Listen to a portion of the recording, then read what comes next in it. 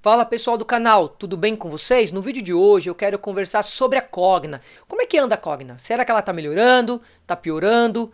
Tá boa a situação? Tá ruim? Eu falo com você, investidor, você que tem olhado com essa empresa com os olhos ali mais acurados, com mais detalhes. No outro vídeo eu mencionei a Cogna no bom caminho. Mas que bom caminho é esse? É um caminho de sucesso? É um caminho ainda que tem muitas pedras? Então vem comigo que eu vou trazer mais detalhes para essa reflexão.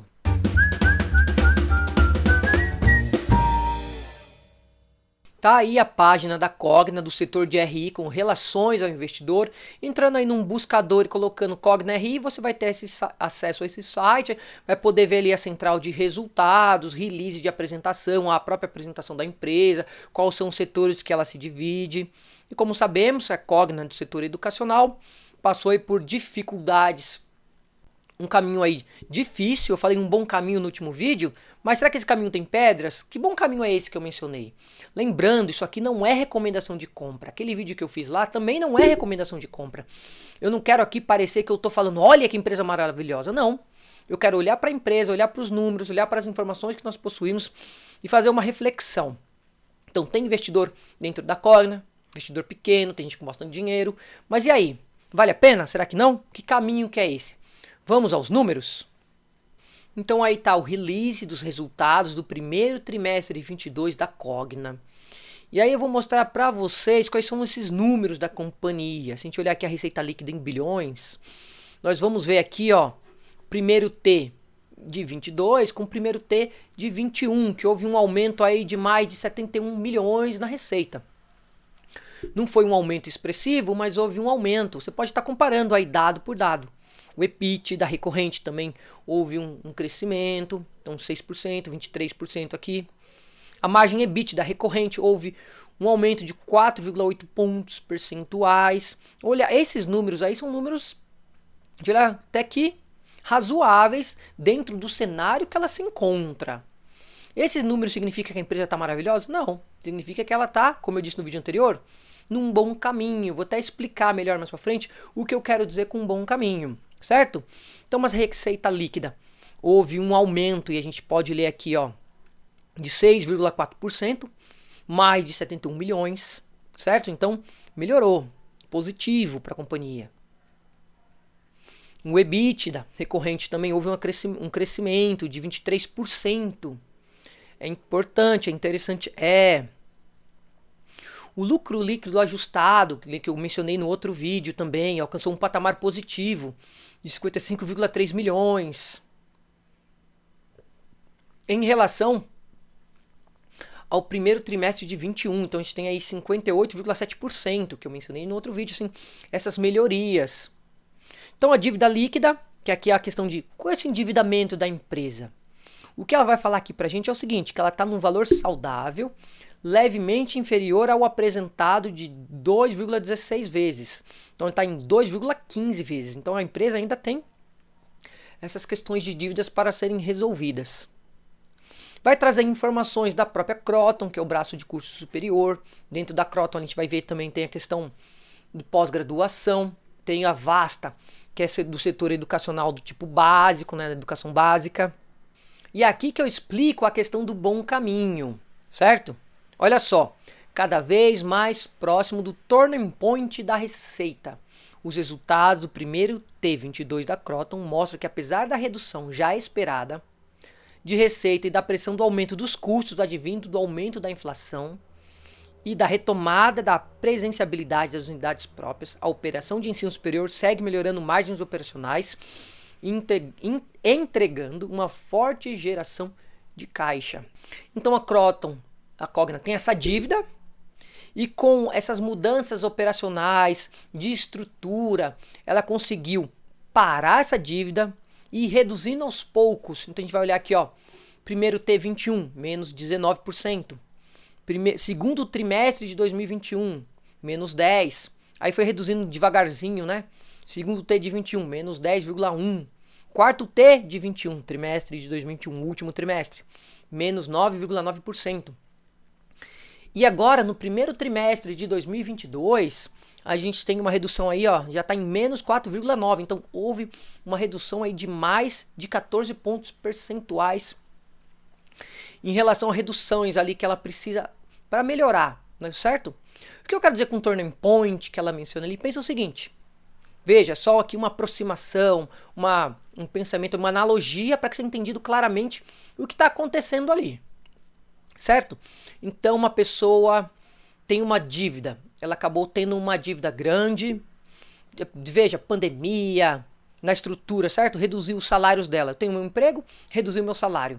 Precisei aumentar a minha dívida, os custos também aumentaram com a inflação, certo? Então eu tenho essa dívida. E aí o que eu faço com essa dívida se meu salário reduziu? Eu vou ter que cortar, eles falam assim, cortar na própria carne. Sim, eu vou ter que reduzir os custos dentro de casa. Vale para uma empresa, então aí fez o quê?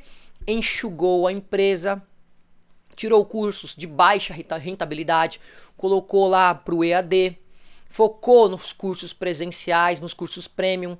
Então, fez um rebalanceamento, reestruturou a companhia. A mesma coisa, uma pessoa que tem uma dívida, reduziu ali a renda dela mensal por alguma situação, às vezes o desemprego, reduziu o salário, mudou de emprego, o salário agora é menor. Só para a gente entender, uma analogia. Então, reduziu. Cortei na carne. E aí eu começo a pagar essa dívida aos poucos.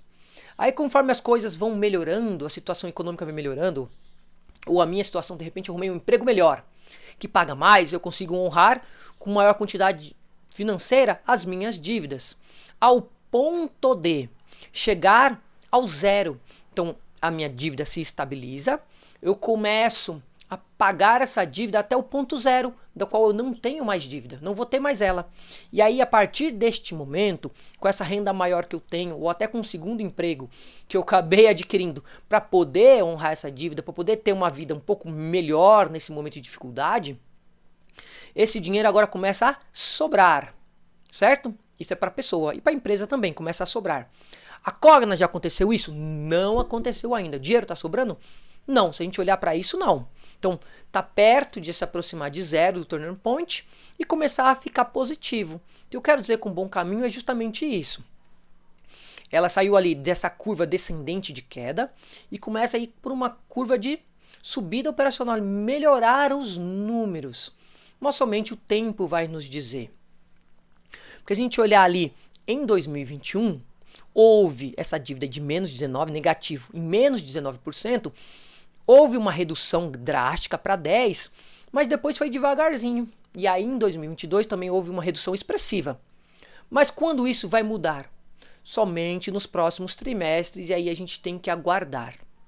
Só mais umas coisas importantes aqui que eu mencionei no outro vídeo e aparece aqui, olha só. Aumentou o ciclo de captação de alunos, né? Então assim, ó, sucesso em captação e rematrícula coloca a Kroton novamente no patamar de 1 milhão de alunos. Aumento de rentabilidade mesmo com a pressão da receita e custos. Então, aumenta juros, será que isso vai ser repassado para a matrícula? Vai ser repassado para a mensalidade? Será que as pessoas vão honrar suas dívidas com o aumento da inflação, aumento de juros, né, dificuldade financeira? Mas está dizendo aqui que houve um aumento de rentabilidade mesmo com a pressão de receitas e custos. E aí a gente tem aqui, ó, Kroton Med, corresponde às expectativas para o trimestre, compromissos que eles estabeleceram lá na Cogna Day em 2021 com relação a Kroton Med, que eles vão focar em cursos premium, aumentar os campos, aumentar a oferta, né, de vagas, está correspondendo às expectativas.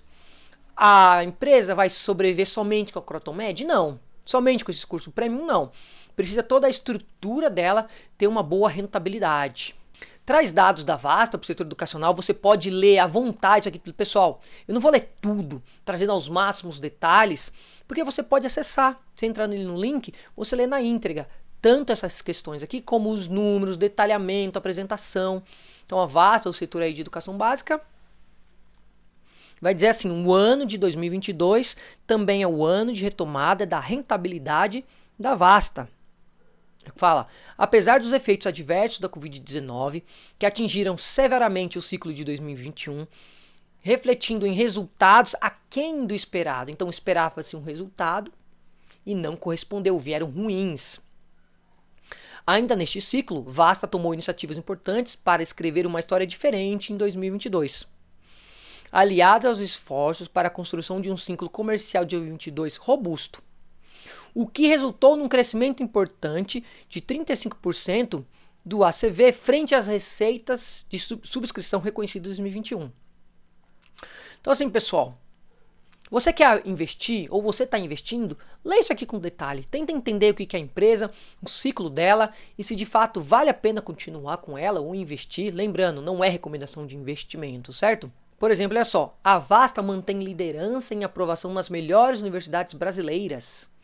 Então assim, quem estuda, assim, de acordo com resultados divulgados no início de 2022, as marcas da Vasta, que está dentro da Vasta, mantiveram liderança em número de aprovações nos exames de admissão das melhores universidades do Brasil, de acordo com o The Higher Education Ranking, ranking educacional. Destaque para o desempenho das nossas marcas premium em cursos de medicina, carreira mais competitiva do país. A nossa principal marca, a Anglo, expandiu sua liderança em admissões de medicina na Universidade de São Paulo, USP, com aumento de 64% comparado a 2021. São números para quem utiliza aí o sistema Vasta, está dentro da Vasta ali da companhia, das escolas que se utilizam do sistema e da aprovação deles frente a essas universidades. Aqui a gente está tratando, pessoal, da companhia. Então aqui, precisa mostrar números? Precisa mostrar números melhores. Aí traz detalhes da Cogna, né? Cogna confirma a rentabilidade estrutural e volta a crescimento de receita. Sólida geração de caixa operacional confirma qualidade de execução. O foco da companhia em melhorar a rentabilidade pode ser visto nas margens elevadas e no crescimento do EBITDA recorrente ao longo do período. Então tá melhorando? É isso que eu quero trazer, pessoal. É uma empresa que ainda está passando por dificuldades. A apresentação é muito bonitinha, mas qualquer investidor sempre tem que ter um pé atrás, tem que fazer uma reflexão, olhar para o momento atual e olhar para o futuro. Como é que vai estar o Brasil em 2022? Como é que vai estar o Brasil em 2023? E as eleições? Quem foi eleito? Vai afetar o setor educacional? Vai aumentar o FIES? As pessoas vão conseguir honrar as suas dívidas? Pagar a mensalidade em dia? Vai ter um detalhe que eles trazem aí dentro do relatório, que eles conseguiram reduzir a data do pagamento. Significa o quê? Que quem estuda está pagando melhor. Então ele está pagando ali o ticket na mensalidade melhor, com menos atraso. Isso está dentro do relatório. Outros dados aqui com relação à companhia, assim, ó, o primeiro semestre de 22 apresentou uma redução de 0,9 pontos percentuais de evasão. Então houve uma redução na evasão, né? Então está favorável? Tá. Houve uma pequena ali redução, tem melhorado, né? A base de alunos, que eu mencionei aqui, ó, a base consolidada de alunos ao final do trimestre cresceu 11,4%, mais 105,5 mil alunos e faz a Kroton superar o marco de 1 milhão de alunos ativos na graduação. Então aqui é nível superior, então mais de 1.000 alunos nos cursos superiores. Então vamos lá, pessoal, eu não queria aqui passar página por página, a ideia não era essa, passar, vamos na página 1, 2, 3, mesmo porque o relatório é grande, há outros números, detalhes que você tem que olhar.